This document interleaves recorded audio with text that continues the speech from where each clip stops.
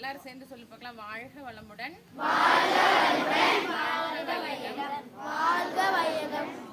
ஆமா, இப்ப சொன்னோம் இல்லையா, வாழ்க வளமுடன் சொல்லிட்டு.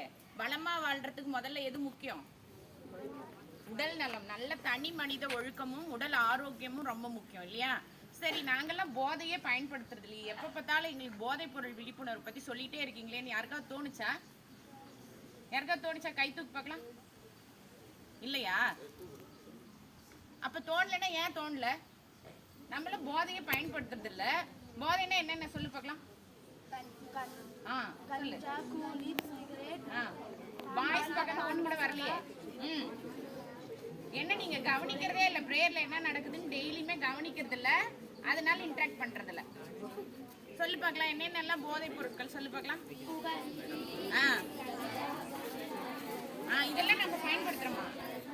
பயன்படுத்துறது இல்லை தானே. அப்புறம் ஏன் நமக்கு சொல்லி தராங்க இதை பத்தி? ஏன் சொல்லி தராங்க? யூஸ் பண்ணக்கூடாது அப்படின்றது. ஃபர்ஸ்ட் வருமுன் காப்போம். அரசாங்கத்தோட நோக்கமே என்னது?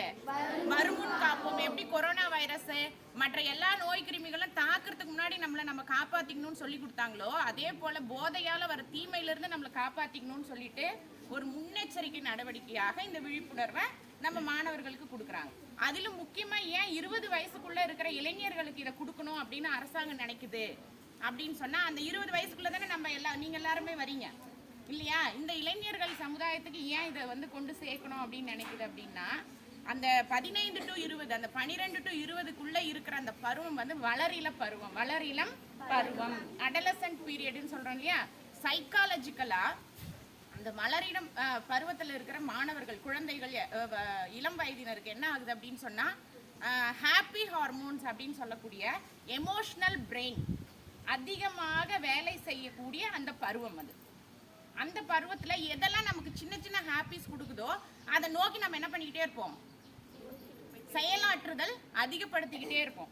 ஆனா அதோட விளைவு என்ன ஆகும் அப்படின்னு சொன்னா, 12 to 20 வயசுல நம்ம ஒரு விஷயத்த கத்துக்கிட்டோம் அப்படின்னா அது நம்ம லைஃப் லாங் நம்மளுக்கு ஒரு வாழ்க்கை பதிவா மாறி அதை நோக்கியே நம்மளுடைய செயல்பாடுகள் அதிகமாயிடும். 20 வயசுக்கு மேல 35 வயசுல கத்துக்கிறது வேற.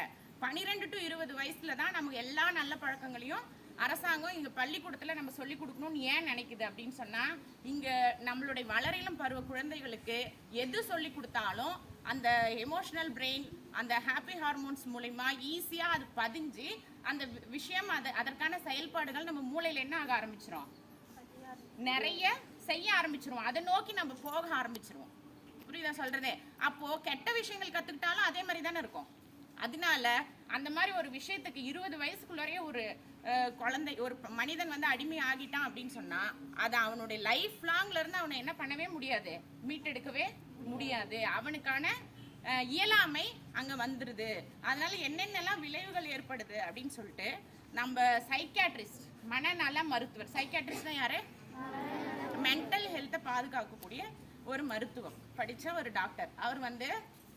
அவர் பேர் சிவபாலன் இளங்கோவன். அப்போலோ ஹாஸ்பிட்டல்ஸ்ல வேலை பார்க்குறாரு. அவர் நமக்காக ஒரு வீடியோ வெளியிட்டிருக்காங்க. அந்த வீடியோவில் நமக்கு சொன்ன தகவல் என்ன அப்படின்னு சொன்னால், அந்த 12 to 20 வயசுக்கு உட்பட்ட மாணவர்கள் இந்த அடிமைக்கு, போதைக்கு அடிமை ஆயிட்டாங்க, அந்த பழக்கத்துக்கு அடிமை ஆயிட்டாங்க அப்படின்னு சொன்னால், அவங்க முதல்ல தன்னுடைய பர்சனாலிட்டி, ஆளுமை திறனை இழந்து விடுகிறார்கள். மற்றவர்களோட பழகுதல் தன்மையை என்ன பண்ணிடுறாங்க, விட்டுறாங்க, தனித்து இருக்க ஆரம்பிச்சுக்கிறாங்க. தாழ்வு மனப்பான்மை அவங்களுக்குள்ளேயே வந்துடுது. அப்புறம் வெற்றி, தோல்வி, அவமானம் இந்த மாதிரி இருக்கிற எந்த இதையும் அவங்களால என்ன பண்ண முடியறதில்ல, இயல்பாகவே ஏற்றுக்கொள்ள முடியாத நிலை. அதனால என்ன ஆகுது, மன எழுச்சி அதிகமாகுது, எமோஷனல் ஃப்ரஸ்ட்ரேஷன் சொல்றோம் இல்லையா, அதிகமாகுது. அதனால என்ன ஆகுது அப்படின்னு சொன்னா, யாரை பார்த்தாலும் வெறுப்பு, கோபம், இல்ல உடனே அவங்க நினைக்கிறது உடனே நடந்துடணும். அது நடக்கலைன்னா உடனே அவங்க மேல என்ன வருது, கோபம் வருது. இந்த கொலை, பாலியல் வன்கொடுமை, இந்த மாதிரி விஷயங்கள் எல்லாம் தீவிரமாகறதுக்கு இந்த 12 to 20 வயசுக்கு உள்ளார இருக்கிற அந்த குழந்தை மனிதர்கள் கத்துக்கிற இந்த பழக்கம் தான். அதனாலதான் நமக்கு கொண்டு வந்திருக்காங்க. பள்ளிக்கூடத்துல இருக்கிற மாணவர்கள் கிட்ட இதோட தீமைகளை எடுத்துரைத்து இதை நம்ம வருமுன்னு என்ன பண்ணிக்கணும், நம்மளை காப்பாத்திக்கணும். அப்புறம்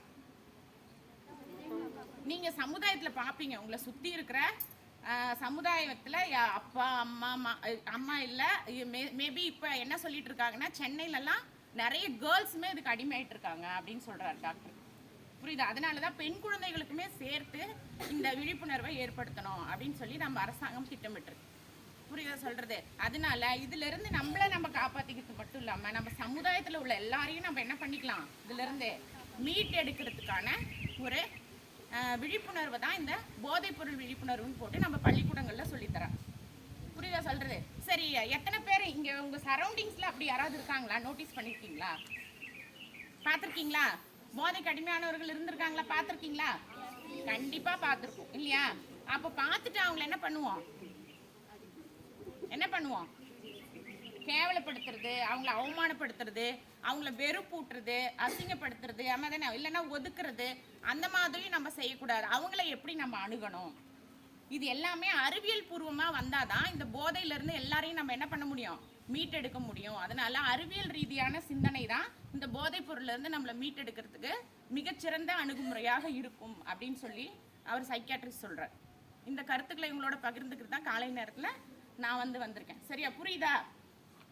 ஓகே, தேங்க்யூ.